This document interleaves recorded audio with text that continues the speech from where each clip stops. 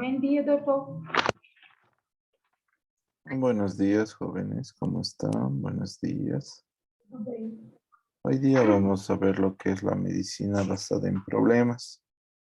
La medicina basada en problemas es un procedimiento, una técnica de aprendizaje y además una técnica de resolución para llegar a diagnósticos más adecuados y precisos. Es importante recordar que obviamente hubiera querido que sea una historia clínica de cabeza y cuello y tórax, pero son bastante complejas para poder analizar y ustedes aprendan. Una patología más conocida es la colecistitis aguda. Vamos a ver cómo se desarrolla un aprendizaje basado en problemas en un cuadro de colecistitis aguda. Y una vez aprendido esta información, ustedes pueden transponer los conocimientos a cualquier tipo de diagnóstico.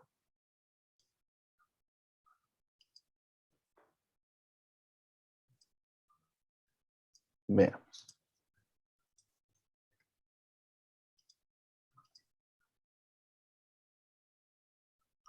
Una mujer de 52 años, quien consulta por un cuadro de dolor abdominal. Ella refiere a un cuadro clínico de un día de evolución consistente en dolor abdominal tipo cólico y punzada en el epigastrio y el hipocondrio derecho, que no se irradia y que se exacerba con la ingesta de alimentos asociado a náuseas, emesis en una oportunidad de contenido alimentario. A la revisión por sistemas sin fiebre, sin ictericia, sin acolia, sin coluria, sin disnea, sin sintomatología respiratoria, sin diarrea, sin disuria, sin sangrado o flujo vaginal y la última comida hace 5 horas al momento del ingreso. Dentro de los antecedentes, la paciente es hipertensa, tiene un antecedente quirúrgico de una apendicectomía hace 12 años y farmacológicos, consume losartán 50 miligramos vía oral al día. Al examen físico ustedes la encontraron consciente, alerta, orientada, sin dificultad respiratoria, tiene una frecuencia cardíaca de 90, una frecuencia respiratoria de 18, una presión arterial de 138/72 y una temperatura de 36 grados centígrados. Al examen físico entonces en cabeza y cuello la paciente la encontraron hidratada, sin cianosis, normocrómica, anictérica, la auscultación cardiopulmonar dentro de parámetros normales y al examen físico abdominal documentaron dolor a la palpación en el hipocondrio derecho con signo de Murphy positivo, sin masa, sin megalia, sin signos de irritación peritoneal. Las extremidades sin edema, los pulsos positivos, el llenado capilar de 2 segundos y sin signos de hipoperfusión, y dentro del examen neurológico sin déficit, sin signos de focalización y sin signos meningios. Muy bien. Entonces yo les dejé las siguientes preguntas. Según la historia clínica anterior, ¿cuál es el análisis del caso clínico? De acuerdo con el análisis, ¿cuál es el diagnóstico clínico? ¿Cuáles pueden ser los diagnósticos diferenciales? Enumerar 10 posibles diagnósticos diferenciales. Según el diagnóstico clínico se necesitan estudios paraclínicos e imágenes, y si se necesitan, ¿cuáles son los estudios que se requieren? Si la paciente estuviera ictérica, con acolia y o con coluria, ¿qué se debería sospechar en esta paciente? ¿Qué es la probabilidad de colodocolitis y cómo se determina? El séptimo, ¿la paciente tiene colangitis, sí o no y por qué? ¿La paciente tiene sepsis, sí o no y por qué? ¿En cuánto tiene el QSOFA? Y nos vamos a suponer que estamos en un servicio social obligatorio, que tenemos esta paciente en un primer nivel de atención con laboratorios clínicos básicos, sin imágenes y sin disponibilidad de especialistas, y nos corresponde entonces hacer las órdenes médicas. Muy bien. Entonces regresemos acá a nuestro caso. De entrada estamos con una mujer en la sexta década de la vida, quien consulta por un cuadro de dolor abdominal que es cólico y punzada en el epigastrio y en el hipocondrio derecho. De entrada, la localización de este dolor abdominal en una mujer de ese rango de edad nos debe hacer sospechar que muy probablemente esté cursando con un cólico biliar. Recuerden ustedes que los cólicos biliares son tipo cólico, a veces punzada, se pueden o no irradiar al dorso, se incrementan con el consumo de alimentos y pueden estar asociados a náuseas o emesis de contenido alimentario bilioso. Y si ustedes analizan la enfermedad de la paciente, pues ella nos refiere que se exacerba con la ingesta de alimentos, que ha tenido náuseas y emesis en una oportunidad de contenido alimentario.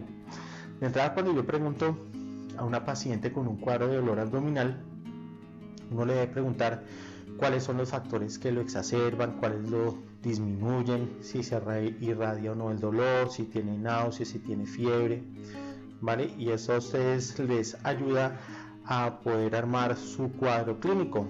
Dentro de la revisión por sistemas, ya de entrada, miren, es una mujer que tiene un dolor tipo cólico y punzada en el hipocondrio derecho, que se exacerba con la ingesta de alimentos, que ha tenido náuseas y emesis en una oportunidad de contenido alimentario. Ya estos hallazgos son altamente sugestivos de que la paciente tiene un cuadro de cólico biliar, y en ese momento a mí que me interesa saber si este dolor es verdaderamente intraabdominal o si es de origen extraabdominal, y si tiene o no signos o síntomas relacionados con un síndrome ictérico obstructivo o tal vez con una pancreatitis o algún otro tipo de patología. Por eso la revisión por sistemas es muy importante. Miren, en este caso entonces la paciente no tiene fiebre, no se ha puesto amarilla, la deposición no es blanquecina, la orina no es colúrica, y esto pues ya la ausencia de ictericia, acolea y coluria pues ya le sugiere a uno que la paciente muy probablemente no esté cursando con un síndrome ictérico obstructivo. Y el hecho de que no tenga fiebre asociado a la ausencia de ictericia, acolea y coluria pues también le descarta a uno que la paciente de entrada tenga la tríada de Charcot, que es sugestiva de una colangitis. La paciente no tiene disnea ni sintomatología respiratoria, entonces esto es importante porque a veces hay procesos infecciosos pulmonares, una neumonía basal derecha, se puede manifestar también con un dolor irradiado a nivel del hipocondrio derecho, y tampoco tiene otros síntomas digestivos dados por diarrea ni síntomas urinarios. La paciente tampoco tiene síntomas ginecológicos dados por ausencia de sangrado o flujo vaginal. Y como siempre les recomiendo que interroguemos la hora de la última comida, lo cual nos puede influenciar para poder tomar una decisión quirúrgica, aunque si estamos en una situación de una urgencia quirúrgica abdominal, pues debemos manejar a la paciente con el protocolo de estómago lleno. Bueno, muy bien. Recuerden en este punto entonces, en la revisión por sistemas, nosotros debemos recordar cuáles son las causas de dolor abdominal. Ustedes se deben de acordar que hay causas el dolor abdominal puede ser de origen intraabdominal o puede ser de origen extraabdominal. El dolor de origen extraabdominal, como ya lo había mencionado, son dolores abdominales que pueden ser referidos al abdomen por patologías que se encuentran por fuera de él, como una neumonía basal derecha, como un tromboembolismo pulmonar, como un infarto pulmonar, como un evento coronario agudo, como una miocarditis, como un derrame pericárdico, ¿vale? Y el dolor propiamente intraabdominal también tiene otras divisiones. El dolor de origen abdominal puede ser originado por la distensión de una víscera hueca. La distensión de una víscera hueca va a producir un dolor abdominal de tipo predominantemente cólico. Los dolores abdominales cólicos entonces se pueden producir por las distensiones de unas vísceras huecas. ¿Cuáles son las vísceras huecas? El intestino delgado, el intestino grueso, la vesícula biliar, el mismo estómago. Los uréteres también se comportan con un dolor de tipo visceral. La vejiga también puede dar un dolor de origen visceral y se caracterizan por ser unos dolores de tipo cólico, y de acuerdo al órgano afectado pues así será el sitio o la región anatómica donde se presenta el dolor abdominal, y de acuerdo a las características propias del órgano afectado pues van a haber unos síntomas y unos signos clínicos asociados. Pues es muy diferente un cuadro de dolor abdominal tipo cólico en el hipocondrio derecho que se asocia a la ingesta de alimentos grasos, como es el caso de un dolor visceral por una colecistitis aguda, a un cuadro de dolor abdominal tipo cólico en el mesogastrio asociado a vómito fecalaude y ausencia de flatos y deposición, como sería el caso, por ejemplo, de una obstrucción intestinal. Otra causa de dolor abdominal es aquel que es causado por la distensión de la cápsula de un órgano sólido. ¿Cuáles son entonces los órganos sólidos? El hígado, el riñón y el vaso. Entonces, este dolor es de tipo punzada y se exacerba con la puñopercusión. Por eso cuando nosotros, por ejemplo, tenemos un paciente que está con síntomas urinarios bajos y sospechamos que el paciente tiene una infección urinaria porque tiene un dolor abdominal en el hipogastrio y tiene disuria de ardor y de pronto va tener hematuria, la orina de pronto la puede o no tener fétida y el paciente lo encontramos taquicárdico y con fiebre. Nosotros dentro del examen físico le hacemos una puñopercusión lumbar. El hecho de hacer la puñopercusión lumbar es para poder determinar si la cápsula de los riñones se encuentra distendida por un proceso inflamatorio, y eso nos ayuda a descartar, por ejemplo, si el paciente está cursando con una pielonefritis, y una maniobra similar la podemos realizar a nivel del hipocondrio derecho o del hipocondrio izquierdo para poder determinar si el paciente está cursando con abscesos hepáticos o abscesos esplénicos o algún otro proceso inflamatorio como una hepatitis. Esto puede dar un origen a un dolor de tipo punzada secundario a la distensión de la cápsula de una víscera sólida. Otras causas de dolor abdominal, recuerden ustedes, son los dolores abdominales de origen vascular. Los dolores abdominales de origen vascular se pueden producir por oclusión de los vasos arteriales o de los vasos venosos. Y esta oclusión pues, puede ser de origen trombótico o de origen embólico, y esto también produce unas características propias del dolor abdominal. Otra causa de dolor abdominal son las causas metabólicas. Recuerden ustedes patologías como la porfiria intermitente aguda, como el mismo hipotiroidismo, la diabetes mellitus descompensada, la insuficiencia renal crónica, también las talasemias pueden ser causa de dolor abdominal, ¿vale? También, por ejemplo, está también el dolor abdominal que se produce por inflamación del peritoneo parietal.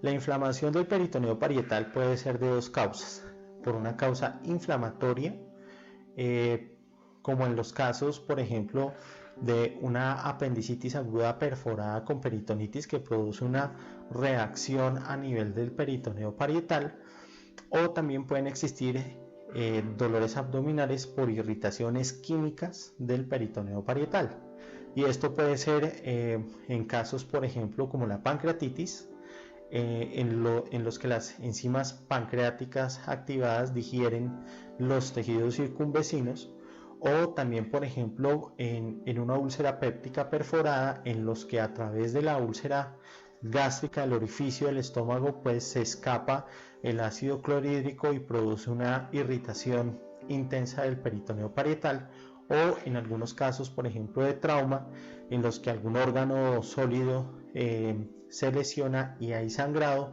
El hemoperitoneo también puede producir irritación del peritoneo parietal. En las mujeres también, por ejemplo, un quiste de ovario roto hemorrágico también puede producir irritación química del peritoneo parietal y ser una causa de dolor abdominal. Entonces vean que todo el conocimiento de la fisiopatología y del origen del dolor abdominal correlacionado con la enfermedad actual y la revisión por sistemas que ustedes pueden hacer les puede indicar cuál es el origen probable del dolor abdominal de sus pacientes desde el punto de vista clínico. Importante, continuando con nuestro caso, los antecedentes, pues la paciente tiene antecedente de hipertensión arterial, ya es apendicectomizada, no tiene ninguna alergia y lo único que toma es losartán para el control de su presión arterial. Al examen físico a la paciente la encontramos consciente, alerta, orientada, sin dificultad respiratoria, está taquicárdica, no está taquipneica, la presión arterial sistólica está por encima de 100, con este hallazgo de 138/72 tiene una presión arterial media por encima de 65 y pues no está febril. Recuerden ustedes en ese momento las 3 preguntas fundamentales que yo siempre les recomiendo para sus pacientes. La primera es si la paciente tiene dificultad respiratoria. En este caso la paciente no tiene dificultad respiratoria, no está taquipneica y no está cianótica. La segunda pregunta es si la paciente está hemodinámicamente inestable. Y en este momento, pues si bien es cierto la paciente está taquicárdica, su presión arterial media está por encima de 60 y tiene una presión arterial sistólica por encima de 100. Y la tercera pregunta es si se trata de un abdomen agudo. Cuando vamos al examen físico abdominal de nuestra paciente, encontramos que tiene dolor a la palpación en el hipocondrio derecho y tiene signo de Murphy positivo. Esto no es un signo de abdomen agudo, pero sí es un signo de un abdomen quirúrgico. Recuerden ustedes que el signo de Murphy es la detención súbita de la inspiración al momento de palpar el hipocondrio derecho. El paciente uno le coloca la mano en el hipocondrio derecho, le dice al paciente inspire, el paciente empieza a inspirar y detiene rápidamente la inspiración por dolor. Eso es signo de Murphy positivo y como ustedes lo habrán revisado, pues tiene una sensibilidad y una especificidad significativa para el diagnóstico de colecistitis aguda. Eso lo vamos a revisar en la sesión presencial. También cuando yo estoy en el examen físico abdominal, vean ustedes que yo anoto que la paciente se encuentra anictérica y esto yo lo debo correlacionar cuando hice la revisión por sistemas, donde la paciente dice que niega ictericia, niega colia y niega coluria. Es decir, la paciente ingresó por un cuadro de un cólico biliar porque es un dolor abdominal tipo cólico y punzada en el hipocondrio derecho que se exacerba con la ingesta de alimentos. Pero no tiene ictericia, no tiene acolia, no tiene coluria, no tiene fiebre y al examen físico la encuentro anictérica. Esto quiere decir que la probabilidad de que la paciente tenga un síndrome ictérico obstructivo y una colangitis es muy bajita. Dentro de las extremidades no la encuentro con signos de hipoperfusión, el llenado capilar es de 2 segundos y no tiene alteraciones neurológicas.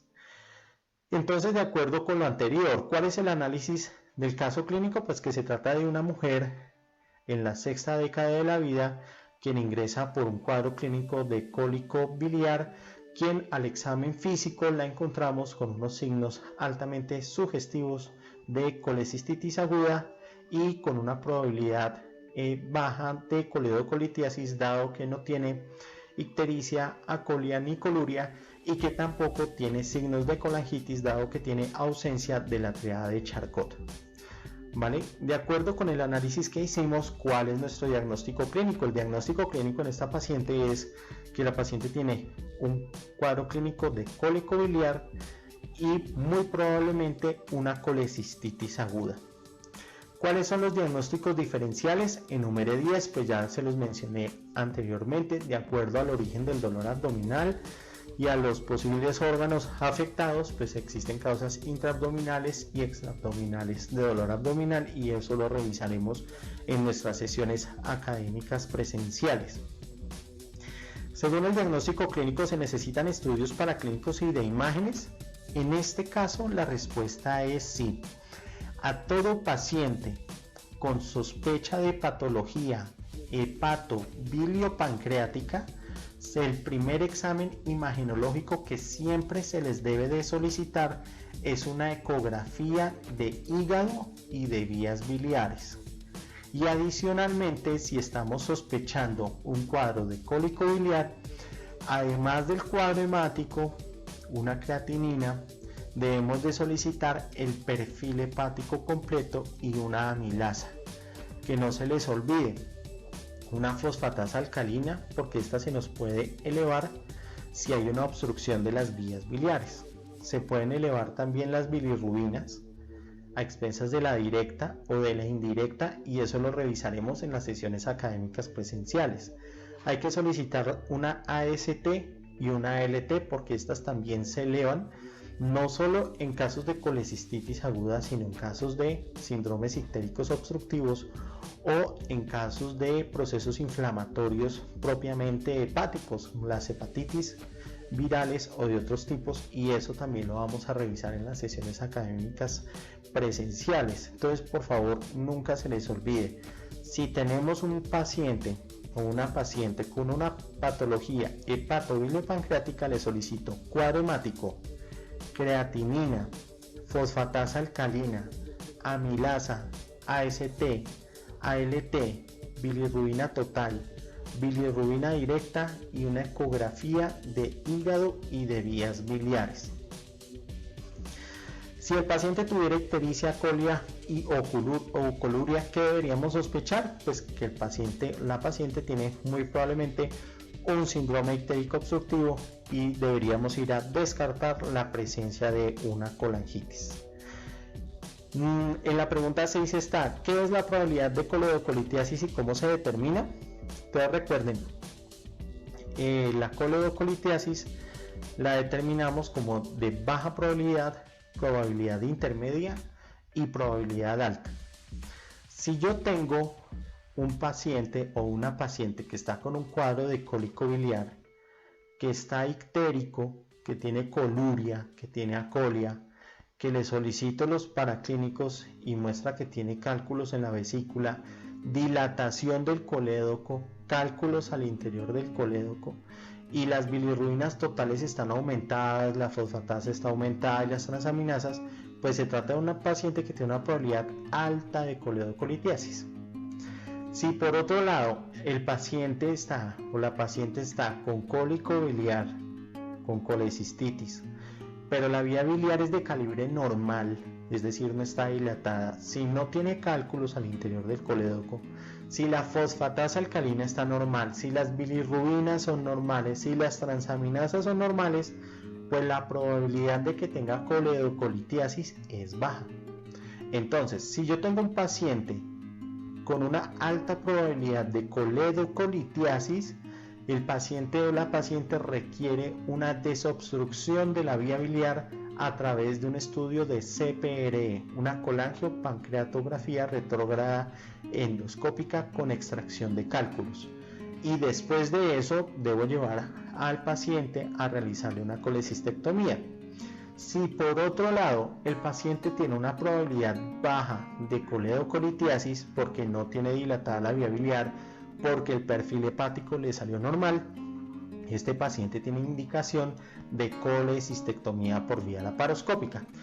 Pero tenemos algunos casos en los que a veces la vía biliar aparece de calibre normal o no hay evidencia de cálculos al interior del conducto colédoco, pero el paciente puede tener una ligera alteración de la fosfatasa alcalina, de las transaminasas o las bilirrubinas. En ese caso, pues sería arriesgado llevar al paciente a colecistectomía y dejarle cálculos que no hayamos identificado al interior de la vesícula biliar, del conducto colédoco. Pero por otro lado, sería muy mórbido a un paciente que tiene una vía biliar de calibre normal llevarlo a CPRE y que de pronto tenga alguna complicación de la CPRE. Recuerden que las complicaciones más frecuentes de la CPRE es el sangrado de la papila, la perforación a nivel de la ampolla de Bátero del duodeno y la pancreatitis. No deja de ser un procedimiento que tiene una comorbilidad importante. En esos casos en los que tenemos pacientes con probabilidad intermedia de coledocolitiasis, los llevamos a colangioresonancia o a una ecoendoscopia. Si la colangioresonancia o la ecoendoscopia muestran que tiene cálculos al interior del colédoco, llevamos los pacientes a CPRE y luego los llevamos a colecistectomía. Si la colangioresonancia o la ecoendoscopia no demuestran presencia de cálculos al interior del colédoco, llevamos a los pacientes a colecistectomía laparoscópica. Recuerden ustedes estudiar muy bien este tema, revisarlo, llevar sus anotaciones, sus inquietudes. Bueno, de esa manera, como ven, se revisa lo que es una patología. Uno tiene que conocer profundamente la parte teórica, tiene que hacerse preguntas adecuadas para llegar al diagnóstico. Y de esa manera se completa un diagnóstico simple, que podía ser una colecistitis aguda. Ya puedes descartar si es una pancreatitis, si es una coledocolitiasis, si pone en riesgo la vida del paciente, si hay ictericia, si hay riesgo de neoplasia. Entonces, de esa manera tienen que abordar las diferentes patologías, ya sea en cabeza-cuello, en cirugía de tórax. Bueno, no sé si tienen alguna duda o pregunta en relación al tema de medicina basada en problemas.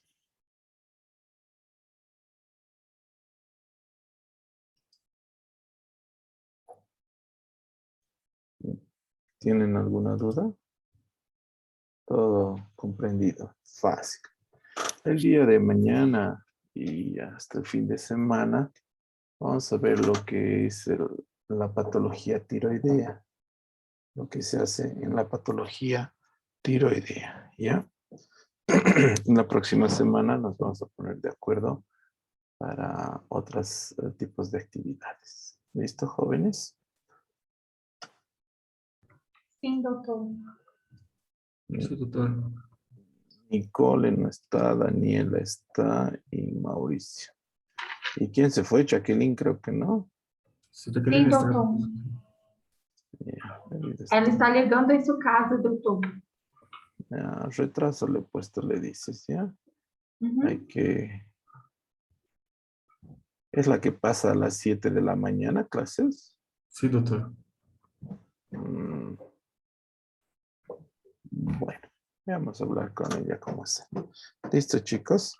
Entonces, denle una repasadita al día de mañana, para el día de mañana tiroides. ¿Listo? Chao, chao. Sim, Chao, doutor. chao, doctor. Graças. Gracias.